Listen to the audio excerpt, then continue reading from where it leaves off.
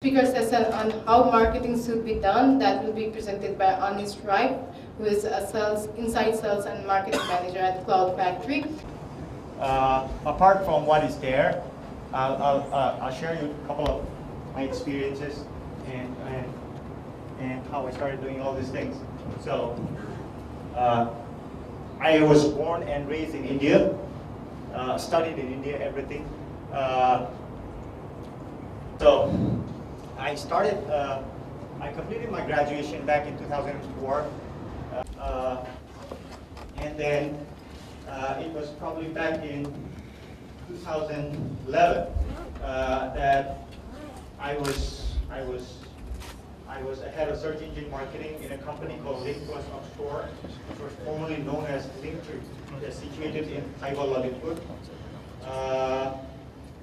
So I started the division from ground up, and then something deep down inside me was feeling that this is what I really was not meant to do.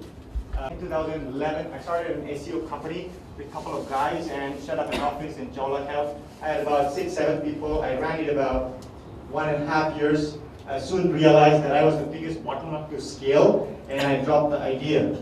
So other people, and my deck is mostly about how we can do it and build a startup in Nepal. So if you guys have a lot of notions about how startups are built in Silicon Valley and stuff like that, then this thing is absolutely crap for you guys. But it doesn't work here, so I try to throw down some of my own notions and what we have learned at Cloud Factory and stuff like that. So that's it. And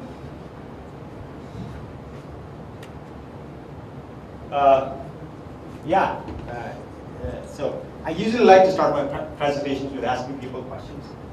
So why do you think that I'm sure a lot of people are about to build a startup or are already doing it and been successful probably as well. Why do you think that most startups fail? According to Harvard Business Review, about 75% startups fail. Lack of customers. I'm sorry? Lack of customers. Lack of customers, okay. Anyone else? Lack of dedication. Okay. Good point there. Anyone Lack else? of good marketing. Lack of good marketing.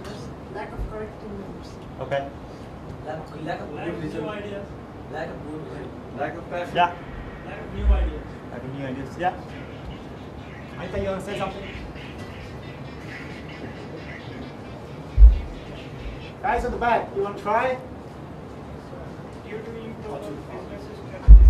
I'm sorry? Due to improper business strategies. All right. It's a British college. Anyone else? Lack of passion. Not getting trust, not getting trust from Trust. customers. Okay. What the customer likes and how this can be fulfilled. Solving problems, is that what you mean? Lack of talent. Lack of time. Lack of time. Lack of time. Okay. So, some good answers there. So, let's see how startups are built today. All right. First process. So a general rule among techies, okay, these are tech founders, because these are the guys who build startups. In Nepal, a lot of startups, local startups are built by tech founders. So general rule or a rule of a thumb among techies is if you build a better mousetrap, a mousetrap here means product, please. So yeah, so it's a new product. It's a better mousetrap, 10 times better than Facebook and stuff like that. So that's the kind of word that techies use. And yeah, so you build a better mousetrap and the world will beat a path at your doorstep. That's the same, okay? So, in other words, yeah, build it and they will come. Something like that. That's what they say. So, obviously, everyone wants to sell it to the world, right? So, but it's difficult, right? It's difficult. It doesn't work. So the first step is you come up with a product. You go still mode. You code day and night. You build the product, and then there's this tree that you become a millionaire, billionaire, whatever that is. But there's a problem, always. So build it and they will come. So build a better mousetrap, the mouse will come, take the cheese off, and then get caught in the mousetrap, right? So this is what happens generally. No users, no traffic, no users. How many of you guys have probably gone through this phase? I have. Yeah. Love your transparency, Rajan. So, what happens next? What happens? So, most of the founders, so we have a small private group called Help Me Help You. So, it started off a note that entrepreneurs are the best person to help entrepreneurs. So we do probably a month gathering, and then we talk about ideas and help them to validate the ideas and business models and stuff like that. So most of the time is they come up with a problem, something like this, and then there's no traffic, no users. What the hell am I going to do? I go back to the office, start building the product again, 1.0 version. Yeah. So moving on. Wow. Okay, that was not there. So traffic is not there, no users is there. You go and build a product back. What happens? We covered how most products are made. Probably not startups, probably more startups, and probably a lot of web products as well. So you build a product. So you build a better mousetrap. You throw in some analytics. You get overwhelmed, and you get back building the first version of the product again. The problem is in those 3 steps or the 3 process, where did the learning happen? Where? Build the product, throw in some analytics, get overwhelmed, go back to building the product. Where did the learning happen?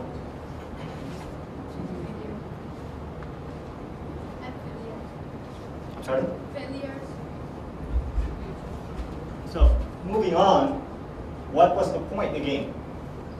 Why did we set up the analytics? Why did we look at the analytics? What did we do after looking at the analytics? Consider that. That's the problem with how startups are built today. It's a problem because you build a product.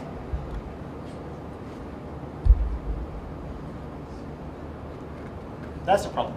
Seriously.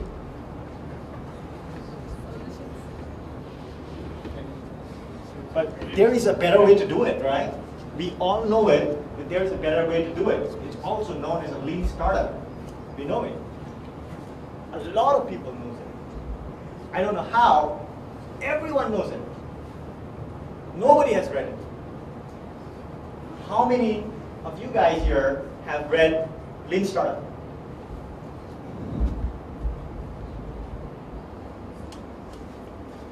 Those who have not, wants to build a startup, go read it. Okay? So that's the first part. So a better way to do it, Lean Startup, is build experimental product. So that's what it says, build experiments.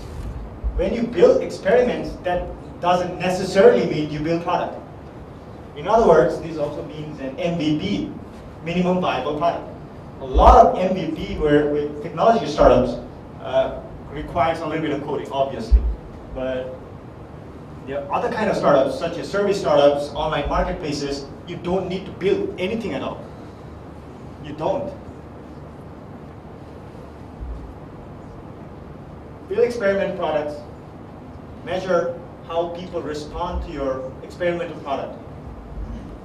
Measure, and then what did you learn from it? and then you start going back like this. So this is a vicious cycle.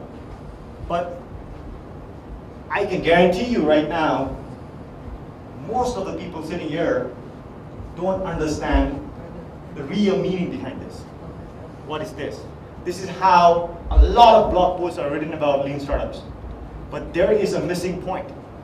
The missing point is that you start at the step 3. You start there. You don't start there. You start there. Which basically means is you first nail down what do you want to learn. So you start with the step 3. That's the trick. So when you do that, the whole process starts looking a lot different. So it starts looking something like this, which provides a lot of personalized information to women about how they should dress every day. Okay, and it's targeted towards 20 years old, between 20 to 35. That's my idea, right? It's an idea. So I need to test that out first. Are 22 women between 20 to 35 years old are looking for an inspiration? So I wanted to make this very actionable about what I just covered here, so that we can take away something from this session and then start implementing right away if people who are already building a startup right now. So I wanted to dig a little bit deeper on how the lean startup works, where is you start from the learning process first, and then probably the best case study would be an Airbnb flat, or want to share your apartment, and then you can actually put it up on Airbnb. You're already a $1 billion startup right now.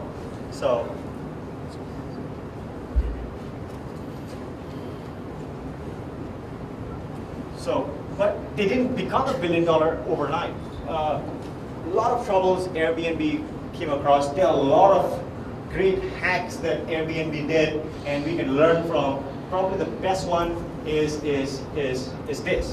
So one day, when Airbnb founders were sitting with Paul Graham of Y Combinator, and then they were going through their weekly reports. I'm sure a lot of people have heard about that. Y Combinator does an aggressive weekly report.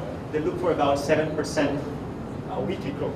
So 7% every week, multiply that a year, that's a tremendous growth. So they were sitting down with Paul Graham, 2 founders, going through their report, and then doing more of a metric analysis about where is the revenue coming from and where is the revenue not coming from. Why are users not booking, and stuff like that. So one thing that struck to them was they did this. I'm not sure if you guys have heard about it. It's called cohort analysis. So what you do is you take a set of users and another set of users that have two different behaviors. For Airbnb, it was the users who were selling up, whose apartments were getting rented a lot, and another set of users whose apartment was not selling at all. Okay, so they did an analysis of why are this set of users selling their apartment a lot than this group of users. So they realized that those users who were selling their apartment a lot, they had good visualization or a good photograph of their apartment on their portal, on their profile. So and then while they were going through this, so Paul Graham suggested to them that why don't they start taking a lot of photographs?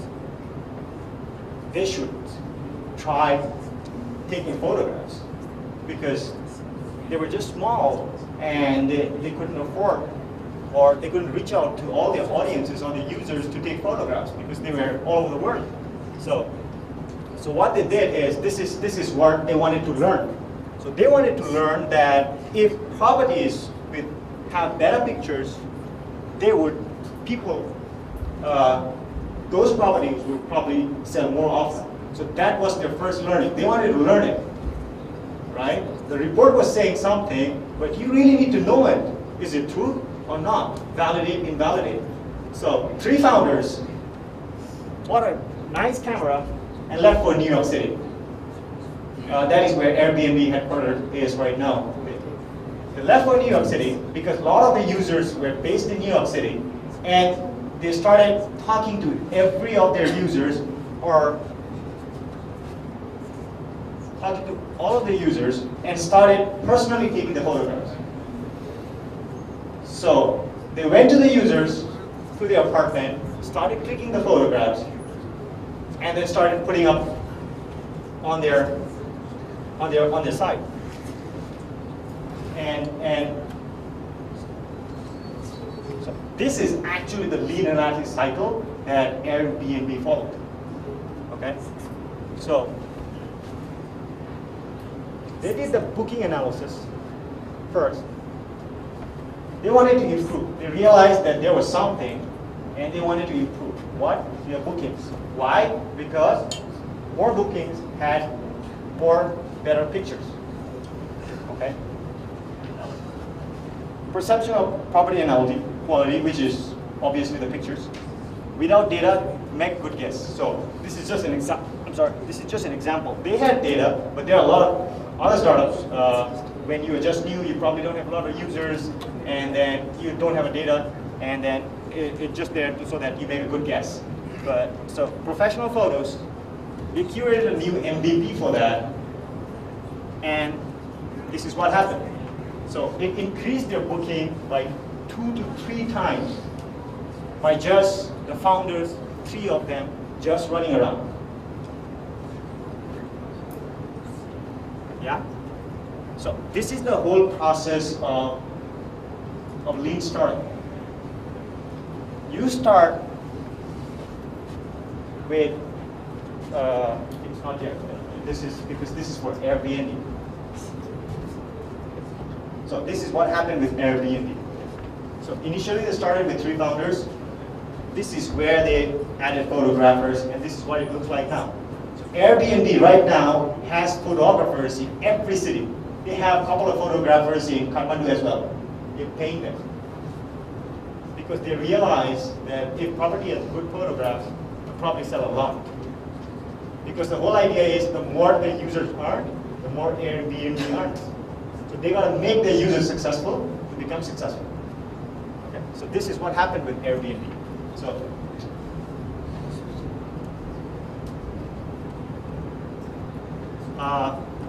another thing that I wanted to include here is the whole process. Is the whole process of lean startup. We come across personally. I personally speak to a lot of, or meet and speak to a lot of entrepreneurs, and the point is that they started something and there is no traction of the product at all. They have probably started 2-3 years back, and then he continues building it, continues every day. I'm not sure what is happening there, but the whole idea is that we entrepreneurs have obsession with our idea. So we are probably a little bit, the reality is a whole lot distorted in our head because it's a better mousetrap always in our head. We have a better mousetrap in our head, so something like that. So if you could see this process, it is really easy to know when you really need to change. A lot of people might not be familiar with this word, pivot. So it's just a fancy word in startup land to make changes. That's it. Yeah. And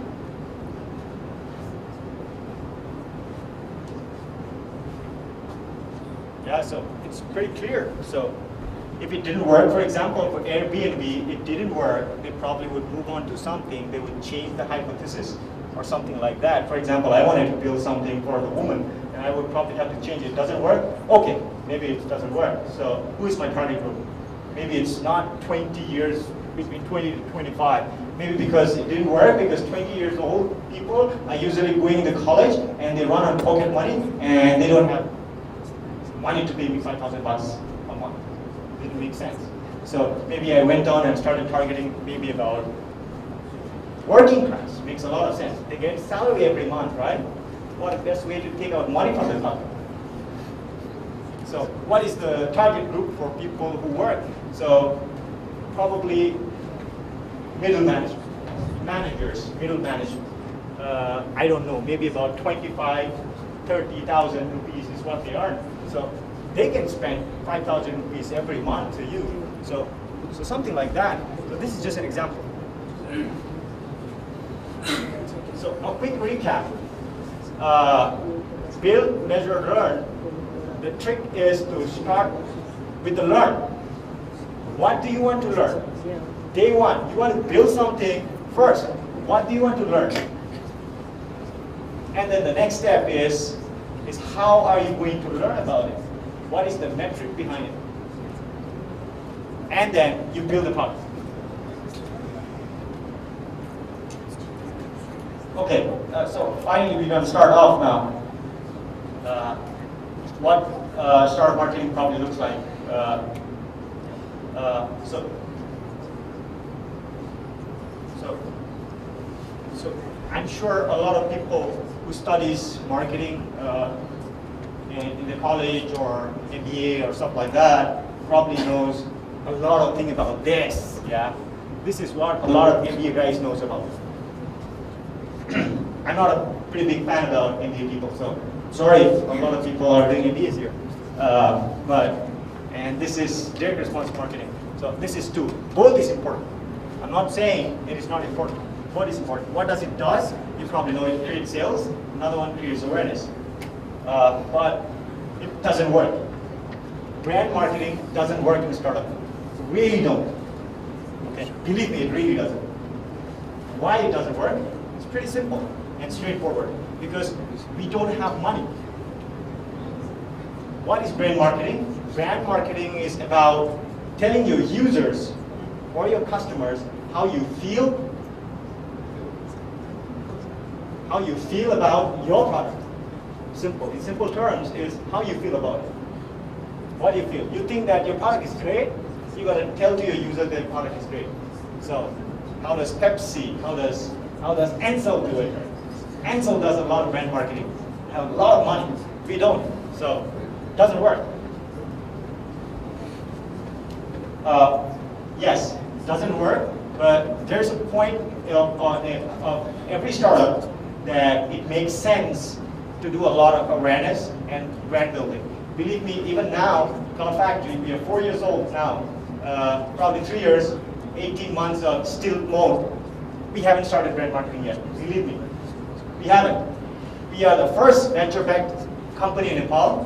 We haven't started brand marketing. So it doesn't work. Next, what is direct response marketing? We will talk a lot about direct response marketing because that is what a startup needs to do. So what is direct response marketing? It is measurable, it is actionable, it drives your sales. Sales, number one.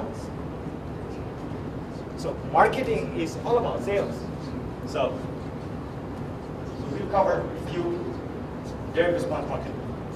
So what does direct response marketing? This is an example of Sudazzle. How many of you guys have heard about Sudazzle? Anyone? No? Yeah, good, man. So Sudazzle, the Los Angeles-based startups, disrupted the whole shoe industry in the United States. The whole of shoe industries, how people buy shoe, Sudazzle disrupted it. Okay? You might have probably seen it on ad. Kim Kardashian was probably the ambassador or something when they really reached a stage when they had a lot of money. Most of the promotion was at a certain point of time was done by Kim Kardashian. So when you go to Sudazzle homepage, this is what you see. What is Sudazzle? E-commerce. A different e-commerce, but an e-commerce. They sell shoes, but they sell shoes on a subscription-based model. So it's a little different. We call them an online marketplace as well, but online marketplace is a component of e-commerce. So right now in Nepal, we see a lot of e-commerce sites. They don't start showing you a lot of shoes there. Why? Because they are not for everyone. They are not for everyone. So you go there, this is what they ask you to do. Get started. Now, you just cannot just put a big get started here there should be something value there why people, your target audience might be interested and you get an immediate response. So this is a good example of this statement. You log in, you see something like this, and then you start collecting a lot of information right away as soon as they land into your website, right? This is what happens if you click on that Get Started page, right? If few people here are thinking of building an e-commerce or a fashion store, this is probably going to be your aha moment. So this is what happens when you click Get Started. Now, I'll give you a brief background on Sudazzle. Sudazzle is a subscription-based online marketplace for shoes, obviously women's shoes. What they do is they make you sign up for the offer, and they send you 5 shoes every month for $45. You keep one, you return all the 5 back. Simple. Right now, I think it's about $19. Amazing shoes. So, Sudazzle is not for everyone, obviously not for us, right? So, they know who are they serving to. They know their target audience. So, first thing they see is Get Started. Someone who is really the target audience will probably get started. And then as soon as you see it, first, remember that when you sign up for Sudazzle, they take out money from your bank every month. Every month, whether you buy it or not. If you don't like the shoes, 5 shoes that they sent you, you can use that credit to go and buy anything in the store. Okay? But they take out money automatically from your bank. But if you really want to take out money from the bank of people without asking them, you really need to make them happy first. Really need to send them shoes that they like. So what is the first step? You need to know what your users like about your product. This is what the whole process for Sudazzle is. They show you your style, and you got to select it. Okay, among these 3, which one is your, what is that? Which shoe is the most of you? Nice way to say. Click, click, click, click, continue. All right. So what happens is, the most fundamental information about your users, you collect it on the step 1 process. All right. So let users personalize their experience. So direct response marketing, right? First thing, direct response marketing, you don't spend money. You don't. There would be time when you need to spend money, but you probably need to spend money to test your ideas. That's it. A lot of direct response marketing doesn't require money. You try to build your marketing right into your product. A lot of people will probably say it's a growth hacking or stuff like that. Yes, it is, but we'll cover that a little bit later. So moving on. I didn't want to include this right away, but I think the slide got skipped or something. But let's still go ahead. Always be testing. What are the things that you need to test? Number 1, test your headlines. Yeah. Doesn't take money to take headlines, does it? So test headlines. That's testimonials. Test it. What is that? Anyone? Who is that? User.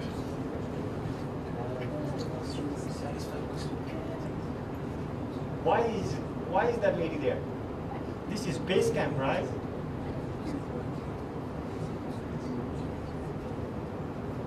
Why is that lady there? You want to give it a shot? Why is that lady there? This is Basecamp man.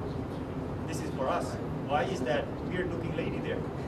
Is she the owner of the store? What Basecamp does it is, believe me, Basecamp tests their homepage 70 times in a week. 70 times. Every day you log in, you probably see this person changing.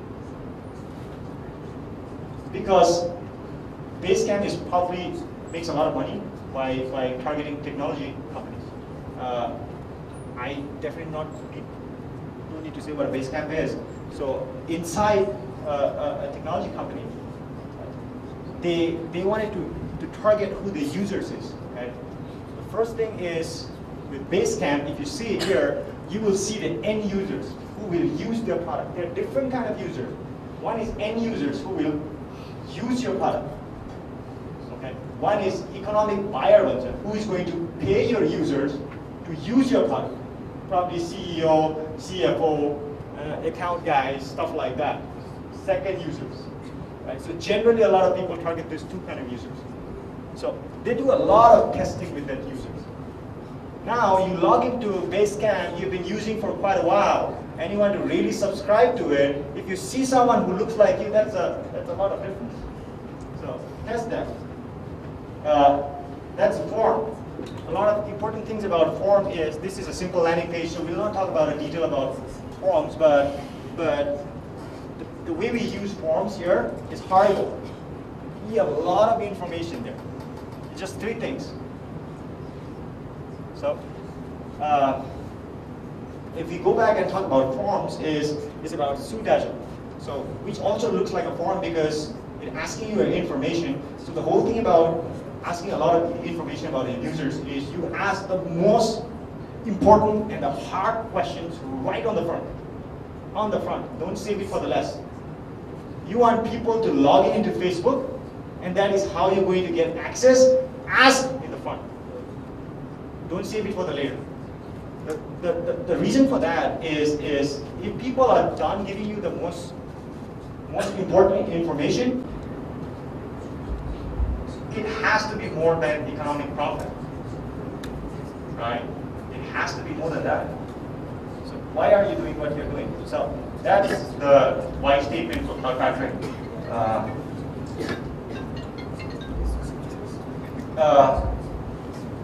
This is, which company is this? Okay, this is Daily Look. Again, an e-commerce site. I said I'll be talking a lot about e-commerce and online marketplace rather than software companies. Probably some of the time, maybe software companies. So this is Daily Look. DailyLook.com is also a fashion startup where they sell the whole look. They sell the look. They don't sell the items. They sell the look. Because they are a fashion startup. If you want to do something and sell people the fashion, you probably have to sell the look, not the item.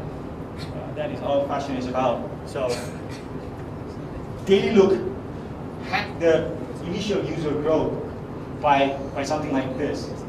Okay. What happens is there's a link there. Is if you invite your friends, they will get a $10. You will get that too, and that will be counted towards your 100 points. So if you get a chance, if you visit dailylook.com, probably a look would probably be worth in terms of point is 2,000 points. You can buy a look for 2,000 points. Now, the first thing is, if you invite here and the friend sees your, opens it and then goes to Daily Look and then signs up for it and buys something, you get 1,000 points. Right. So there is win for everyone. There is win for the users, there is a win for the user's friend, and there is a win for the company. Similar to this is a lot of you guys have heard about Dropbox, right? So, does it take money to do this? Obviously not. We are 50% cheap. We provide something like, for example, we help you become more productive, which is also a benefit statement, which is not, that is not your value. Certainly that is not, a value is not your value proposition, not your business model as well. Why I included that is because last time when I spoke to someone and then I asked him what is a business model, and he started pitching me his whole business model. So what does Evernote does? It helps you to remember everything right there. Right? It's very easy. How does it do it? Capture anything, access anywhere, find things fast. Combine all these things. This is a great example of showing your value proposition. Ideally, your value proposition should not be just a headline. If you can do it, fine. If you can't, it's okay. The whole landing page should send the message of your value proposition. It's okay. It shouldn't just be your big headline there. Headline is headline, right? Could be a value proposition included there, but we can't say that a headline needs to be a value proposition.